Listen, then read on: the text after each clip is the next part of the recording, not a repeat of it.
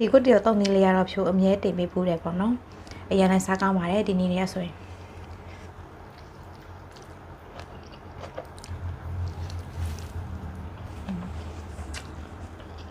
တော်ကောင်းပထမဆုံးကွတ်တီဆော့စ်လေးပြုလုပ်ရန်အတွက်အိုးထဲကိုသားမုံထမင်းစားစွန်းရဲ့တစ်ဝက်စာလုံးနဲ့တခြားထမင်းစားစွန်းနဲ့တစ်စွန်းစာပြီးတော့ငှုတ်တီအချက်မုံထမင်းစားစွန်းနဲ့တစ်စွန်းနဲ့တစ်ဝက်စာနဲ့ငံပြရည်ထမင်းစားစွန်းနဲ့တစ်စွန်းစာပြီးတော့ပဲငှက်ပြရည်အကြီးထမင်းစားစွန်းနဲ့တစ်စွန်းစာနဲ့ပဲငှက်ပြရည်အနောက်ထမင်းစားစွန်းနဲ့တစ်စွန်းစာကိုထည့်ပေးလိုက်ပါတယ်ပြီးတော့ခရူးစီကိုကြတော့ထမင်းစားစွန်းနဲ့သုံးစွန်းစာလောက်ကိုထည့်ပေးလိုက်ပါတယ်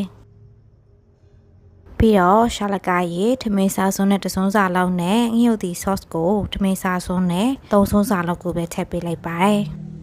ပြီးရင်တော့ဖြိုးတို့ရေကိုလိုအပ်တဲ့လောက်ထည့်ပေးလိုက်ပါမယ်နော်ဒီနေရာမှာ sauce ရဲ့ရေအပြည့်အကျဲကတော့ကိုစိတ်ထိုက်ပေါ့နော်ကိုကပြည့်ပြည့်လေးစားချင်တယ်ဆိုလို့ရှိရင်ရေကိုနေတော်လေးပဲထည့်ပေးနိုင်ပါတယ်ရှင်ဖြိုးကတော့တအားလည်းမများတအားလည်းမနည်းပေါ့နော်အခုလိုမျိုးလေးခက်ပြည့်ပြည့်နေထားလေးပဲကြိုးထားပေးလိုက်ပါတယ်ပြီးရင်တော့အားလုံးကိုသမတော်အောင်မှွေပြီးလို့ရှိရင်တော့ဖြိုးတို့သူ့ကိုပပွက်ဆူပြီးပေါ့နော်နည်းနည်းလေးပြစ်လာတဲ့အထိကြိုးသွားပေးလိုက်ပါမယ်ရှင်ကန်ဒီဟာဆိုလို့ရှိရင်တော့အရန်နဲ့မှစားလို့ကောင်းတယ်ဖြိုးတို့ရဲ့ကွတ်တီယို sauce လေးရတော့ရပါပြီရှင်ကဲကွတ်တီယိုဆော့စ်လည်းရပြီဆိုလို့ရှိရင်ဖြိုးတို့စပြီးတော့တုပ်ပေးရန်အတွက်ပြုတ်ထားပြီးသားမုတ်ဖက်တွေပါရေပေါ့နော်ကွတ်တီယိုမုတ်ဖက်တွေအရွက်တွေကိုခွက်ထဲကိုထည့်လိုက်မယ်ပြီးရင်တော့စီချက်လေးပေါ့နော်ကြက်တော်ဖြူစီချက်လေးကိုဖြိုးတို့ကိုလိုအပ်သလောက်ထည့်ပေးလိုက်ပါမယ်နော်ပြီးရင်တော့အားလုံးသမတွားအောင်မှွေထားပေးလိုက်ပါတယ်ရှင်ဒါကတော့2ယောက်စာပေါ့နော်ဖြိုးတုပ်ထားတာကဲပြီးရင်တော့ဖြိုးတို့ပြုတ်ထားပြီးသားအသားလုံးလေးတွေအသားလေးတွေကိုပေါ့နော်ထည့်ပေးလိုက်မယ်ပြီးရင်တော့စိတ်ဆက်လေးနဲ့ပို့ပြီးတော့စားလို့ကောင်းအောင်လို့မြေပဲလော်ထောင်းလေးနည်းငယ်ကိုထည့်ပြီးတော့ဆက်ထားပြီးသား sauce လေးကိုထည့်ပေးလိုက်ပါတယ်ရှင်ပြီးလို့ရှိရင်တော့ဖြိုးတို့အားလုံးကိုသမတွားအောင်တုပ်သွားပေးလိုက်ပါမယ်နော်ဒီအတုပ်ကိုကြတော့ဖြိုးတို့တုပ်ပြီးလို့ရှိရင်ရတာပေါ့ငံကိုညှိပြီးလို့ရှိရင်တော့ကိုစိတ်ကြိုက်ပြည့်စည်ပေးနိုင်ပါရဲ့နော်အငယ်လိုတာပဲဖြစ်ဖြစ်အချင်းလိုတာပဲဖြစ်ပေါ့နော်ကျမလည်းအချင်းလေးနည်းနည်းလေးပေါ့သလိုခံစားရတာနဲ့တမယာတိတဲ့စိတ်ကိုညှစ်ထည့်ပေးလိုက်တယ်ပြီးတော့နောက်ထပ် sauce ကိုတစုံစာလောက်ကိုထည့်ပေးလိုက်တယ်ပေါ့နော်ဖြိုးကလုံးဝချင်းငယ်ဆက်လေးစားချင်တာဖြစ်တဲ့အတွက်ချစ်ဆက်လေးတောက်ထားပါတယ်ကြည့်ပါဦးရောင်စင်းလေးရဆိုလို့ရှိရင်စားချင်ကြလေးပေါ့နော်အရင်လည်းပဲကူပါတယ်ဒီနေ့လေးရဆိုရင်နောက်တစ်ခုကအနက်လေးရမှွေပြီးအရင်လည်းစားကောင်းပါတယ်ရှင်ကဲရတာလည်းလုံးဝဆင်ကြည့်ပြီဆိုလို့ရှိရင်တော့ဖြိုးတို့ရဲ့ကွတ်တီယိုတုပ်လေးရတော့စားလို့ရပါပြီနော်ဒီနေ့မှာတော့အိမ်မှာကွတ်တီယိုလေးတုပ်စားဖြစ်တာနဲ့ဖြိုးရတခါတည်းလာစားပြရဖြစ်ပါတယ်ရှင်ဆိုတော့ဖြိုးစပြီးတော့စားပါပြီ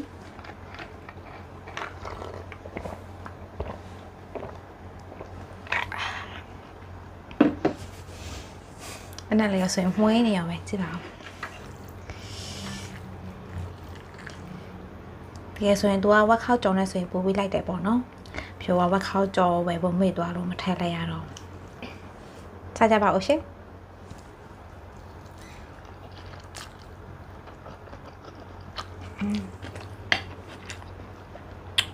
အသားလုံးလေးပေါ့နော်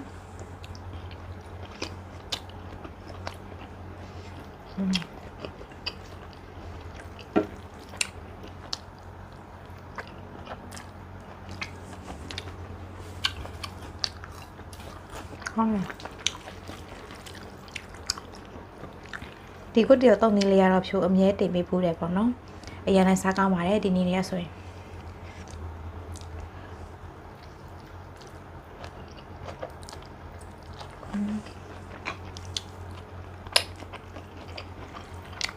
ဒီနေ့ကအိမ်မှာဟင်းလဲတိတ်မကောင်းတာနဲ့ညနေစားလေးပေါ့နော်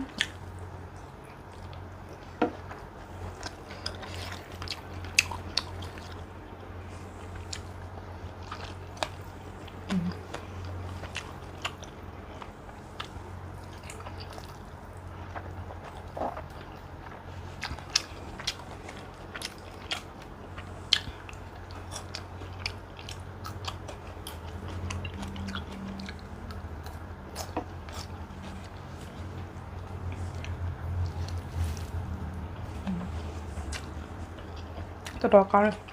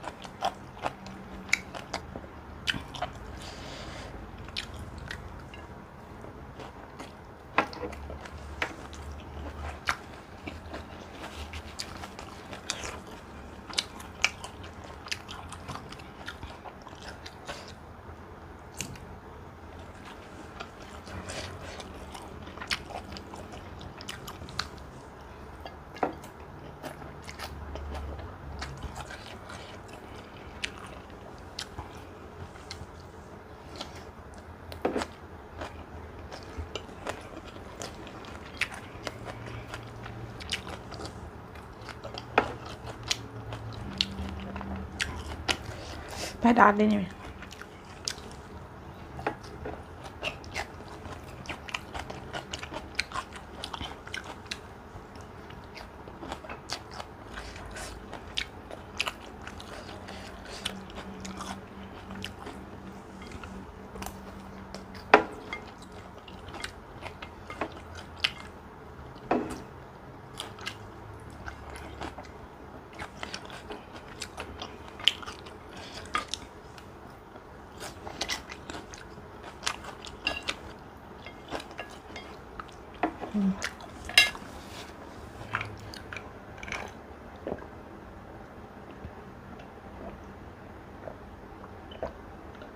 ကဲစားလို့တော့ပြီးပါပြီရှင်ဒီတစ်ခေါက်တော့ကုန်သွားတယ်ပေါ့နော်ပိုက်လက်အရန်ကိုတင်သွားပါတယ်ပြီးတော့အရန်လည်းစားကောင်းတယ်ပေါ့နော်ဒီနေ့လေးရဆိုလို့ရှိရင်တော့လက်လွတ်ကူးတယ်လက်လွတ်စားကြည့်ပါလို့အကြံပေးချင်ပါတယ်ဒီနေ့ဗီဒီယိုလေးကိုတော့ဒီမှာပဲဆုံးသတ်လိုက်ပါတယ်ရှင်ဒါဆိုဖြိုးနောက်ဗီဒီယိုတက်မှာပြန်ဆုံးကြမယ်နော်အားလုံးဘိုင်